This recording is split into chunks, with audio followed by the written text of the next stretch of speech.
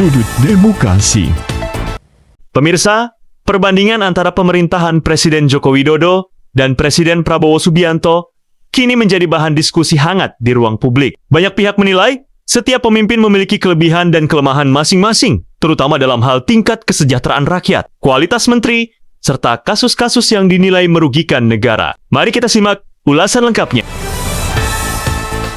Pada masa pemerintahan Jokowi, fokus utama pembangunan adalah infrastruktur, jalan tol, bendungan, bandara, hingga kereta cepat menjadi ikon. Namun, sebagian pihak menilai pembangunan fisik tersebut belum sepenuhnya berbanding lurus dengan peningkatan kesejahteraan masyarakat bawah. Data Badan Pusat Statistik menunjukkan kemiskinan memang menurun di era Jokowi. Namun, kesenjangan sosial masih cukup terasa. Harga kebutuhan pokok beberapa kali melonjak, dan program kartu sosial dinilai belum sepenuhnya efektif. Sementara di era Prabowo, yang baru beberapa bulan berjalan, fokus utama lebih kepada ketahanan pangan, subsidi, dan harga kebutuhan pokok. Prabowo menjanjikan swasembada pangan dan peningkatan gizi anak lewat program makan siang gratis. Walaupun masih tahap awal, kebijakan ini mendapat sorotan, baik yang mendukung maupun yang mengkritisi, karena soal anggaran. Beberapa pengamat menyebut, jika benar dijalankan dengan transparan, program ini bisa menjadi langkah nyata peningkatan kesejahteraan. Namun, jika salah kelola,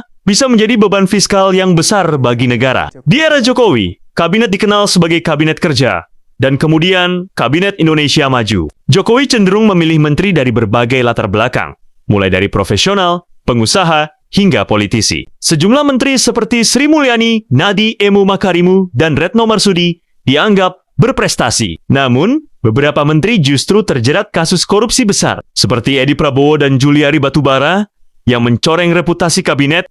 Prabowo, kabinetnya masih relatif baru, namun terlihat ada dominasi tokoh militer dan kalangan dekat politiknya. Pendukung menilai hal ini memberi kesan soliditas, karena banyak figur yang loyal kepada presiden.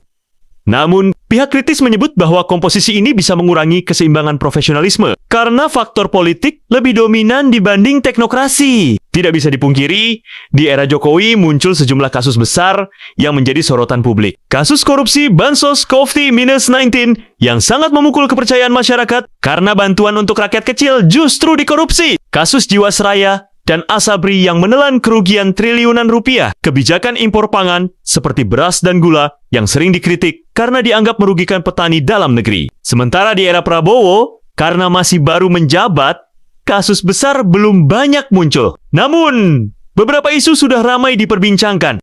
Kontroversi pembiayaan program makan gratis yang dinilai bisa membebani APBN. Kebijakan impor pangan juga kembali diperdebatkan karena dianggap berpotensi menekan harga produk lokal. Jokowi akan dikenang sebagai presiden yang membangun infrastruktur secara masif, namun meninggalkan tantangan besar dalam hal utang negara dan kesenjangan sosial. Prabowo baru memulai, tetapi ekspektasi publik sangat tinggi. Apabila program pro-rakyat yang ia janjikan benar-benar terlaksana, maka bisa meningkatkan kepercayaan masyarakat. Sebaliknya, jika gagal, maka bisa menjadi kekecewaan besar. Pada akhirnya, perbandingan antara pemerintahan Jokowi dan Prabowo bukan untuk mencari siapa yang sempurna, melainkan melihat bagaimana kebijakan mereka berpengaruh langsung terhadap kehidupan rakyat. Rakyat Indonesia